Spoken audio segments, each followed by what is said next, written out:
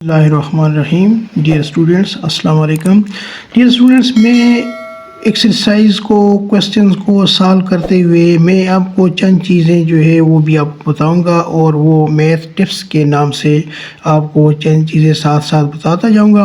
बहुत सारे बच्चे जो है मैथ्स करते हैं और उनकी कन्फ्यूजन होती है कि ये कैसे किया जाता है. अक्सर हम देखें सवाल में, जब क्वेश्चन में हम इस तरीके से करते हैं कि हमारे पास आता है कि x + 3 इज़ इक्वल टू 0 और इसको मैं कहता हूँ कि 3 को राइट हैंड साइड पर शिफ्ट करेंगे तो हमारे पास -3 जो है वो माइनस हो जाता है. अब अक्सर बच्चे ये सोचते हैं कि ये +3 राइट साइड पर जाकर -3 कैसे हो जाता है. तो ये असल में स्टूडेंट्स ऐसा होता है कि हमारे पास x + 3 लिखा हुआ है, तो हमने जब x की वैल्यू फाइंड आउट करनी होती है तो हमारे पास राइट साइड पर 0 होता है. हमने x को जो है x से 3 को ख़त्म करना होता है, तो हम कहते हैं कि राइट साइड पर शिफ्ट करके ये -3 हो जाएगा.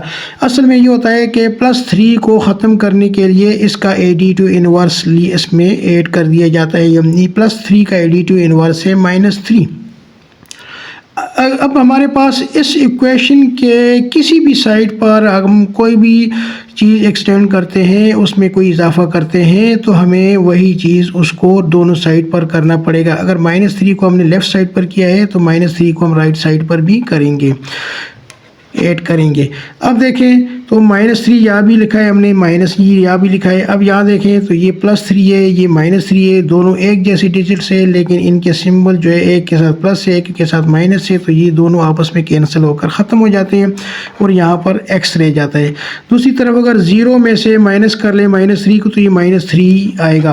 तो इस तरह आपने देखा कि यहाँ पर हमने डायरेक्ट इसको शिफ्ट कर दिया राइट साइड पर, तो हमने इसका साइन चेंज कर दिया. और इसका असल जो एक्चुअल प्रोसेस होता है, प्रोसीजर होता है, वो यही होता है कि इसमें एडिटिव इन्वर्स को हम इसमें से माइनस एडिटिव इन्वर्स इसके साथ लिख लेते हैं और राइट साइड पर भी लिखना पड़ता है, तो यहाँ पर कैंसिल होकर राइट साइड वाला रह जाता है, तो x = -3 आता है. अब मैं एक और एग्जांपल लेता हूँ. हमारे पास है x - 7, तो इसको मैं = 0 है, तो मैं इसको इस तरह लिखता हूँ कि -7 राइट साइड पर शिफ्ट होकर +7 हो जाएगा. अब होता कुछ इस तरह से है कि मेरे पास है x - 7 और = 0. अब यहाँ से मैंने x की वैल्यू फाइंड आउट करने के लिए इसके साथ कोई भी एक्स्ट्रा चीज़ होगी उसको राइट साइड पर शिफ्ट करना पड़ता है, ख़त्म करना पड़ता है. -7 को ख़त्म करने के लिए एडिटिव इन्वर्स इसके साथ ऐड कर दिया जाता है, तो -7 का एडिटिव इन्वर्स है +7. अगर मैं इक्वेशन के लेफ़्ट साइड पर भी +7 को ऐड करता हूं तो इस 7 को मैं राइट साइड पर भी 7 ऐड करूंगा. अब एक माइनस और एक प्लस दोनों डिजिट सेम है, एक के साथ माइनस साइन है, एक के साथ प्लस है, तो ये दोनों एक दूसरे की वैल्यू को ख़त्म कर देते, कैंसिल हो जाता है. तो इस तरह मेरे पास लेफ़्ट साइड पर x रह गया है और राइट साइड पर अगर 0 और 7 को प्लस कर ले तो हमारे पास 7 आ जाता है. तो अब देखें यहाँ पर भी x = 7 आ गया और ये भी मेरे पास, तो यहाँ हम डायरेक्ट मेथड से कर लेते हैं, उसको राइट साइड पर शिफ्ट कर लेते हैं और यहाँ पर क्या करते हैं कि एडिटिव इन्वर्स को हम इसमें ऐड कर लेते हैं. तो ये इसका असल प्रोसीजर है और हम इसको शॉर्टकट के तौर पर इस तरीके से हल करते हैं. अब इसी तरीके से मैं आता हूँ इसकी डिवीजन मेथड पर.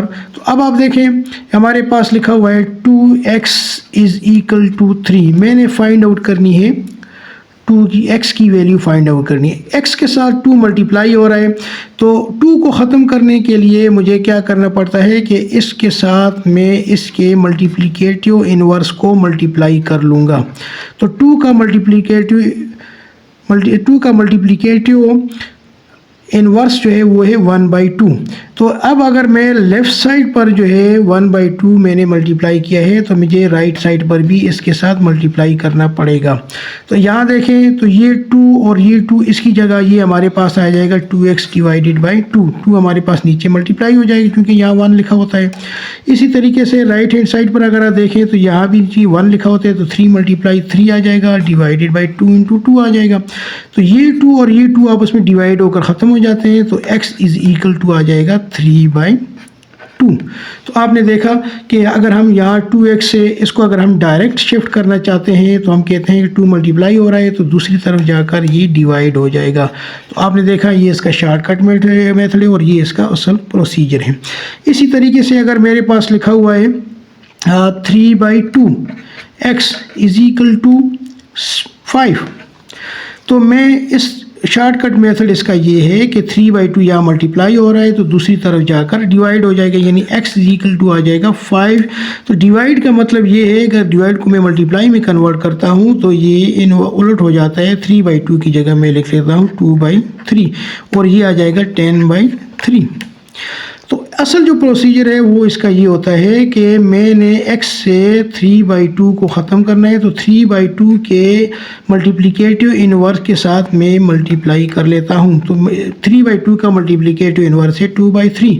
अगर मैं लेफ़्ट हैंड साइड पर भी यही कर रहा हूँ तो राइट हैंड साइड पर भी हमारे पास चूँकि यहाँ 5 लिखा हुआ है तो 5 इसी तरह आ जाएगा।